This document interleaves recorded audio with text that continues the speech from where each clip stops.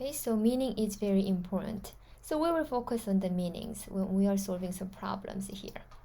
All right, so let's look at the definition of greatest common divisor or greatest common factor. Again, why do we use the two different terms and confuse our students? No, not really, because if you understand the meaning of divisor or factor, it doesn't confuse you at all, because think about it. Divisor of 12.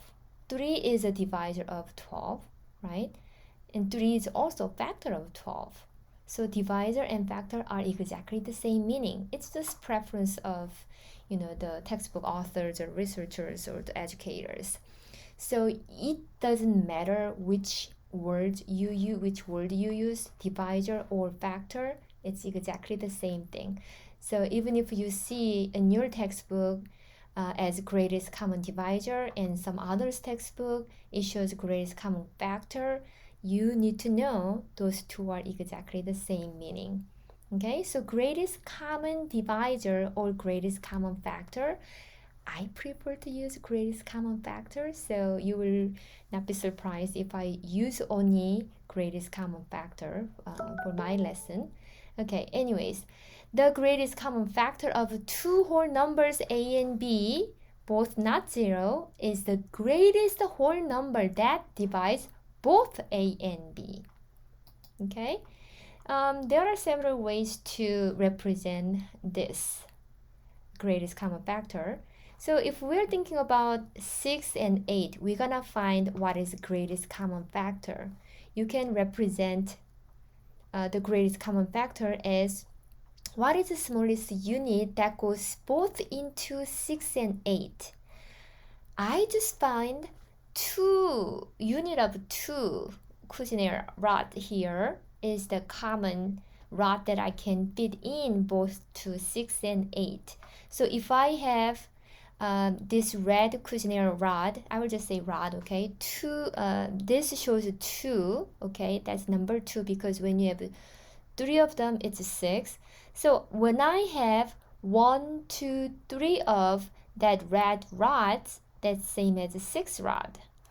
And I can use the same size of that red rod, but I need to have 4 to make 8 rod. But both of these representations shows that small red rod fits in both for 6 and 8. Number doesn't matter. You need to have 3 red rods and you need to have 4 red rods, but both uses red rods to, fit in. So I can say that, the greatest common factor is 2, that red rod. Okay, red rod. That can confuse your students. So that's not my favorite one. This is not my favorite. I like this one, but it's not commonly used either. But you understand what's going on here in this Venn diagram. So we are looking at two numbers, 24 and 40, and you're listing all the factors of both numbers. So factors of 24 are 1, 2, 3, 4, 6, 8, 12, 24. But why did we arrange it this way? Because these numbers are also factors of 40. So you can see that the numbers here in the yellow region, they are factors of 24, but not the factors of 40, right? And the numbers in this orange region, they are the factors of 40, but not the factors of 24. And these numbers in the overlapping part, intersection part, are the common factors. So we have a list of common factors between 24 and 40. And what are we interested? We are looking for the greatest one out of these. So 8 is the greatest, right? So that's the definition. Another way that we commonly use is listing all the factors for both numbers. So for this example, we are looking at the divisors D, the factors or divisors of 20 and the divisors of 30. List them all. Factors of 20s are 1, 2, 4, 5, 10, 20. It's really nice if you write that as descending or ascending order. You do the same thing for 32. 32 has 1, 2, 4, 8, 16, and 32 as factors in ascending order again. And you want to find what are the common factors. So you can match that up. Oh, 1 is here and here, 2 and 4. So these three numbers are the common factors. Among those common factors, which one's the greatest? 4 is the greatest. So you can find the greatest common factor there. It's okay for small numbers. You can do either that way or that way, but when your number goes bigger and you have long list of common factors, it becomes tedious. It takes too much time. So we are looking for more efficient way. That is prime factorization. We already know how to use prime factorization, right? So for example, if we need to find greatest common factor of 180 and 168, you find the the prime factorization. Okay, then you can compare. Of course, just 2 is the common factor, not the greatest. 4 is also, 4 is here and 4 is here, also common factor. 3 is also common factor, right? And 6 is a common factor because I see 6 here and 6 here. Also 2 times 3, 12. 12 is a common factor because I see 2 times 3 here and 2 times 3 is also here. And so on and so on. So there are not only, these 2, 3 as common factor, but combination of that are also common factors too. I just talked about combination. That means we're gonna play around, these prime factorization and the exponents there too, right? So let's talk about that. Here is the greatest common divisors or greatest common factor algorithm. To find the greatest common divisor of 2 or more non-zero whole numbers, first, find the prime factorizations of the given numbers and then identify each common prime factors of the given numbers. Okay? First, find the prime factorization. 2, find the common prime factors because we are interested in the common divisors. Then you need to think about the greatest common divisors, right? So when you are doing that, then this GCD is the product of, so product means you're multiplying some numbers, right? Product of the common prime factors, each raised to the lowest power of that prime that occurs in any of the prime factorization. Okay? So we're gonna use that to solve some problems. But before that, I'm going to introduce you a special prime, which is called relatively prime. So relatively prime. Relatively prime means not actual prime, but they are kind of prime, right? So we define relatively prime as GCD as 1. If between the two numbers or other numbers, their greatest common divisor is only 1, we call that relatively prime. Okay, so let's think about these examples and see whether these pairs are relatively prime. So to find the relatively prime, we need to find that out whether their greatest common factors are only 1 or there are something else. Okay, so the first example is 26 and 27. 26 and 27. You already see they are relatively prime because 26, let's find the prime factorization. That's the first thing you need to do. I see it's divisible by 2, so 2 times 13. Hey, both are the prime numbers, right? So 26 is equal to 2 times 13. How about 27? That's 3 times 9. I will circle them. 9 is not prime, it's a composite. I say composite, some people say composite, so I don't know. 27 is 3 times 9, 9 is 3 times 3, and we only have prime numbers there, so 27 is equal to 3 cubed. Now compare these two factors. Is there anything in common? No, nothing. So they are relatively prime, right? Okay, so we can say GCD of 26 and 27 is equal to 1. So it is relatively prime. Relatively prime. 2.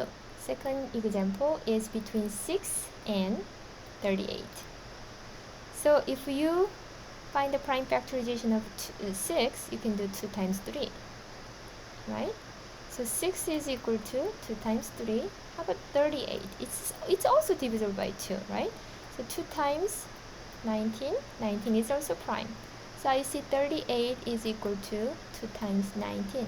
What is the common factor? Only 2 is the common factor. Only 2 is a common factor other than 1, right? So greatest common factor is then, of course, 2. So GCD of 6, 38, 6 and 38 is not 1, 2. So it's not relatively prime. Not. Right? Okay. Third example, between 13 and 39. So let's do the prime factorization again. 13 is already prime. So 13 is only 1 times 13. Or you don't even have to do anymore because it's already prime. So I will just write 13. How about 13 is equal to 1 times 13? How about 39?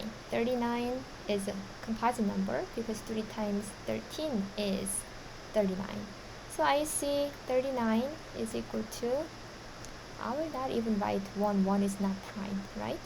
So just 13. And 39 is 3 times 13. Now, we are done with the prime factorization. What do we do now? Yep, common prime. So I see 13 is a common prime. That's the only common prime. So that is the greatest common factor.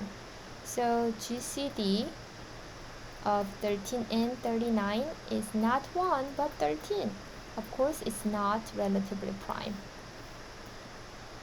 Okay, how about 4? 17 and 100. So 17 is already prime, but 100. It's 10 times 10. 10 is not prime yet, so 2 times 5 and 2 times 5.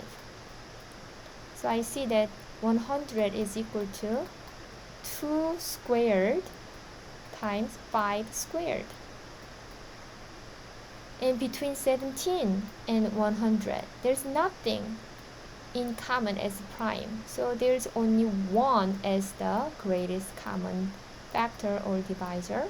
So 17 and 100 has only 1 as greatest common divisor. So it is relatively prime. Okay, that's the meaning of relatively prime. Okay, sorry. That was my research. Anyways, okay. So we found the pairs of relatively prime. Let's do a little bit more on these examples. Okay. So here, now it's asking me to find the GCD. And I'm going to use the algorithm that we talked about with these examples. Okay. So let's use our Jamboard for first question. A, it says GCD of 108, 72. So what do you need to do first? You need to find the common divisors, right? Well, before that, you actually need to find the prime factorization of each of these numbers. So 108, let's find the prime factorization of 108. I see that it is divisible by 2, so I will start from 2. 2 times 5 is 10, 2 times 4 is 8. So 2 is prime, 54 is not yet. And I'm gonna continue with 2 because I see that it's even number. 2 times 2, 2 times 7, oops, 27 is not prime, right? So continue, 3 times 9. 9 is not prime, so 3 times 3 is 9. So we are done for 108. You write it as prime factorization 2, 1, 2. So squared times, how many 3's are there? 1, 2, 3. So 3 times 3 times 3, or 3 cubed, right? Do the same thing for 72. 72, I have that as 8 times 9, or you can start from 2. It doesn't matter, right? At the end, you want to have the same prime factorization because it's unique prime factorization for any number. Okay, so 8 is what? 2 times 4. 2 is prime, 4 is not. Continue. 2 times 2.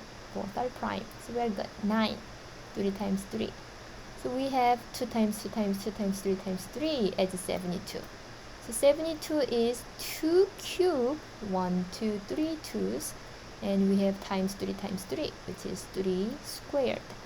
So we see that you don't have to even list it, because we see something are common. And something are common. So I will just explain it here only for this example maybe. Okay, so if I list this, again, it's same as 2 times 2 times, I'm going to have some space there, 3 times 3 times 3. So 2 times 2 times 3 times 3 times 3, right? And 2 cubed is 2 times 2 times 2 times 3 times 3. I put the space here because this one has 3 2's, okay? Now we can see what is in common. I see 2 is in common, 2 is in common, and I see 3 is in common, right? What does that tell us? That tells us GCD of 108 and 72 is this 2 times another 2 that's in common, and 3 is also common. That is the greatest common factor. Okay, so 4 times 3, 12. That's the greatest common divisor, greatest common factor of 108 and 72. Thinking about that algorithm, Euclidean algorithm, compare these. You don't even have to list them. Okay, so compare them. For greatest common factor, you look at smaller exponent between same bases. Between these two, both have 3 as factors, but the exponent is 3 and this is 2. You go with the smaller one. Oh, we forgot another 2 there, right? That's why it is really nice, to use more than one strategy. I forgot about this common one. So we found that, we catch that, we caught that error. So 3 times 36. Okay, actually 36 is greatest common factor. Of course 12 is just common factor, but it's not the greatest. But the greatest is 36. And yeah, so you can list them and find all the common factors. But like me, you can make a mistake there. But when you're looking at only the prime factorization and go with a smaller exponent between the same basis, like here, instead of 2 squared, and 2 cubed, which one do you need to choose? Smaller exponent, 2 squared, between 3 cubed and 3 squared, 3 squared. Okay, so GCD, if I rewrite this again using this, 2 squared times 3 squared, 2 squared times 3 squared, that's the GCD. And that's exactly same as the list here. 2 squared is 2 times 2, 3 squared is 3 times 3, right? So you get the same thing. Okay, let's do one more. We actually have like 5 examples here, so I will speed up a little bit. So if you think it's too fast, you can make this run a little bit slower, right? Okay, so the second one is 0, or watch that again. 0, 13. So let's think about this. 0, 13. What do you think? 0. 1 makes times and 0. Well, 0 times whatever is always 0, isn't it? Yeah, so we know that greatest common greatest common divisor of 0 and 13. When you are doing that, you need to think about 0 is divisible by 13, right? And 13 is also divisible by 13, right? So we can say that 13 is a common factor of 0. For 0, there are a lot of common factors because 0 times, for 0, if I list them, 0 times 0 is 0, 0 times 1 is 0, 0 times 2 is 0, 0 times 3 is 0. There are so many numbers, and one of them is 13. So 13 is one of the factor of 0. Okay? In 13, you only have 1, 13. So the common factors are 1 and 13. If you list it, right? So we don't actually do the prime factorization for 0, but we know that it is divisible by 13. So we can see that the greatest common divisor of 13 and 0 is also 13. Okay? Next example, greatest common. It's getting a little bit complicating, a little bit more complicating, okay? GCD of xy using the variable if x is 2 cubed. Now we are given the number, but not an easy number. It looks a little bit complicating. 13 and y equals 2, 7 cubed, 13 times 17. Okay, so we have two numbers in the form of a prime factorization. I really appreciate that because it already shows us the prime factorization of these two numbers, right? Now what we can do is we can compare them and find the greatest common divisor of xy, right? So between 2 cubed and 2, which one do we take for greatest common divisor? Because it's a divisor, you need to go with a smaller number. Even if it says greatest, you don't go with the greatest exponent, okay? Because it's multiple, not divisor. So divisor between these two is 2. How about between 7 squared and 7 cubed? 7 is divisor, just common divisor. 7 squared is also common divisor. So greatest common divisor should be 7 squared, right? And 11 is not common, but 13 is. So 2 times 7 squared times 13. You don't even have to multiply the product and find the product for that. But that is our greatest common divisor. Okay? Alright, next example. The GCD of three numbers x, y, z. If z is equal to, we can use this one for x and y. So I'm gonna clear this and go back here. Okay, so let me just erase this part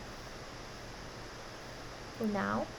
Okay, and we're gonna do GCD of x, y, and z when x is that, y is that. So let me just copy that. It's z. Okay, sorry. It's kind of messy. Let me erase that. Now we have three numbers. X, y are the same as part C. In part D, we are adding another number. So when you have three numbers, so the third number is 2 squared times 7. We can use the same rule to find the GCD of x, y, z, right? So take a look at the base of 2. All of that, 2 cubed, 2, and 2 squared. But GCD of those three numbers should be what? Smallest exponent. So 2 means 2 to the 1's power. So take that, right? How about 7? 7 squared, 7 cubed, and 7. So that has 1 there. So times 7. And how about something else? Anything else? Well, nothing else is the common factor for all three numbers, right? Because 11, well, it's only for x. 13 is only the factor for x and y. Z doesn't have 13 as a factor, as a divisor, so no. So xyz's greatest common divisor is 2 times 7, or 14. Okay, very nice. Last one, it's different numbers, so okay, that's E. GCD of two numbers x and y, where x is 5 to the 4th times 13 to the 10th, and y is 3 to the 10th times 11 to the 20th. Hey, take a look. There's no prime factor that are in common, that is in common. There's no prime factor that is in common. This one has only 5 and 13 as prime factors, and this one has 3 and 11 as prime factors. No factors are overlapping, no common factors. So the greatest common factor should be only 1.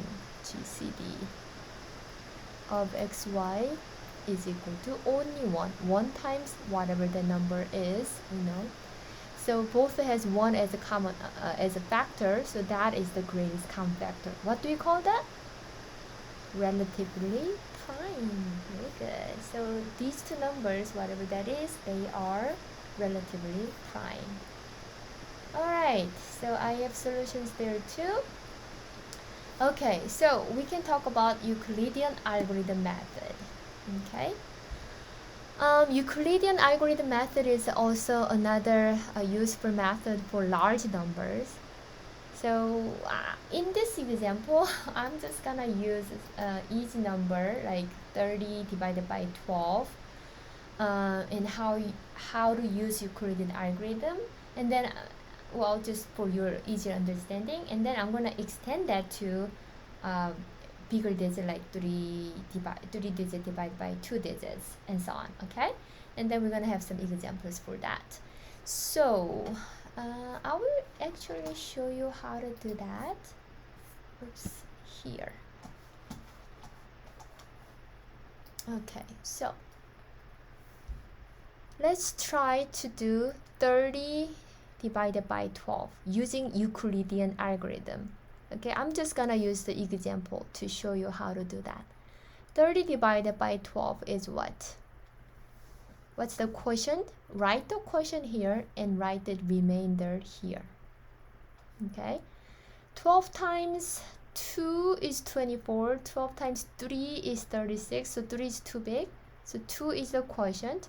12 times 2 is 24, so the remainder is 6, right? Then what comes in the next line is we're gonna test that divisor, 12, and the remainder. So next you're gonna do 12 divided by 6. So you bring this down and bring the remainder here. And do the same thing. So let me actually line up a little bit better.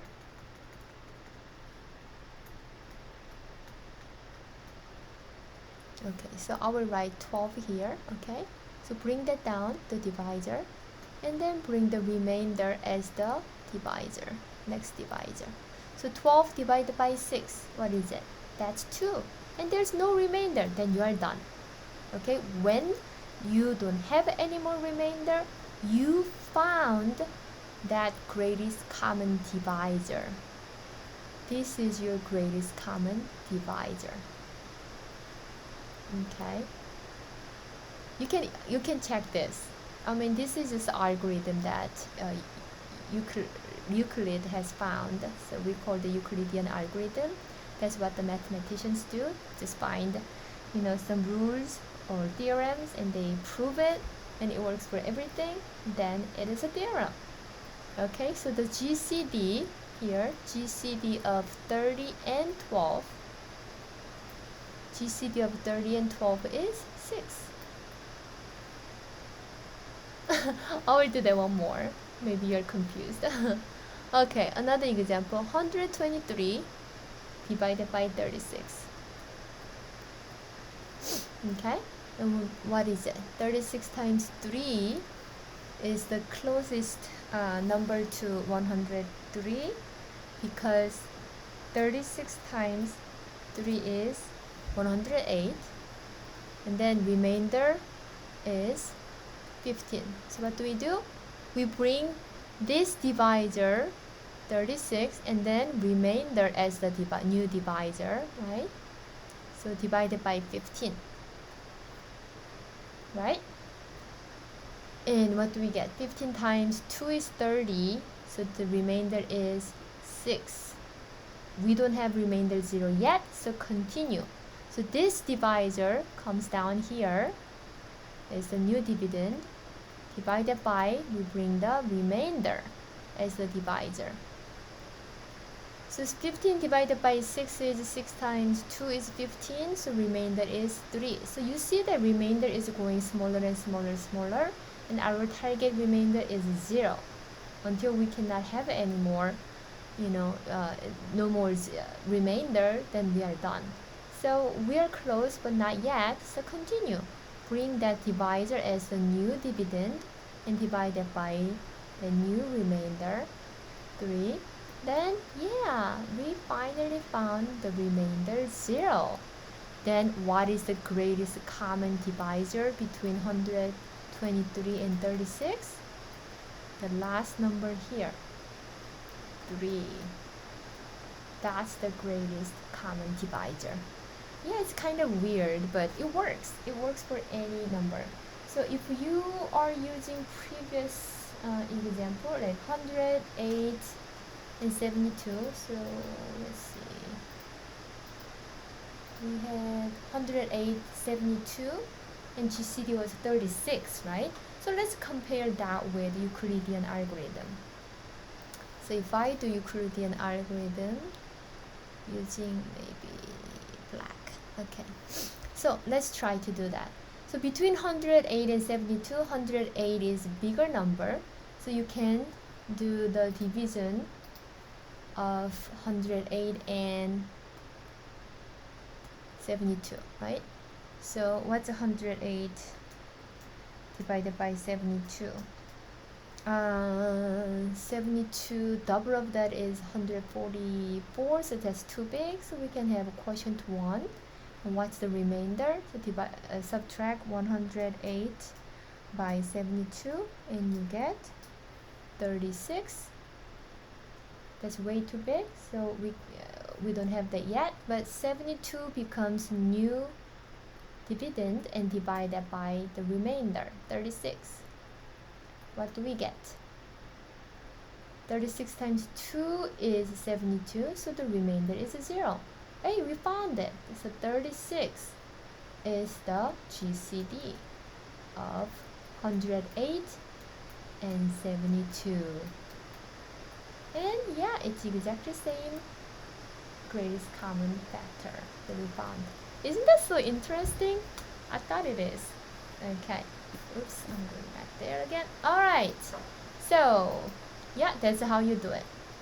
And here's one more example that we want to do using Euclidean algorithm. Again, please pause your video and you can continue to do that. Okay, so if we are doing Euclidean algorithm to find the GCD of 1764 and 2300, we can do what bigger number as the dividend divided by 2300. That's division.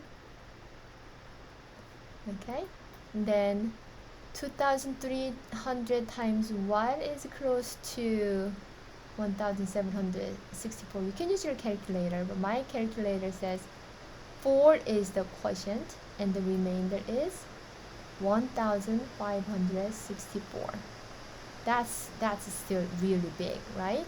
And now this divisor 2300 becomes new dividend, and you bring down that remainder as the new divisor, 1564.